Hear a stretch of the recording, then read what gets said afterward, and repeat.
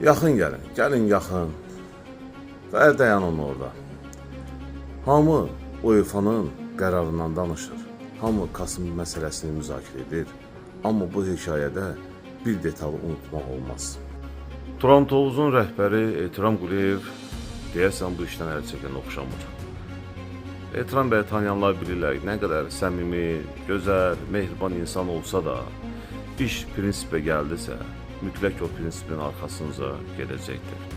Ən xüsusda Turan Tovuzun lehinə 1% olsa hüquqi imkan varsa, o imkanların hər birini Ehtiram bəy dəyərləndirəcək. İndi isə gözlər kasdadır, vaxt daralır, püşkatma yaxınlaşır. Və qərarın çox gecikəcəyi inandırıcı görünmür. Qarşıdakı vaxtlarda bəlkə də Turan Tovuzun tali həll ediləcəkdir. Sizlərdən isə bir xahişim olacaq. Bugün səhər açılmağına rəğmən çox yorğunam, gedirəm yatmağa. Amma şad xəbər eşitsəniz və Kaz Turan Tovuzun lehinə qərar versə, mütləq ki məni oyadın.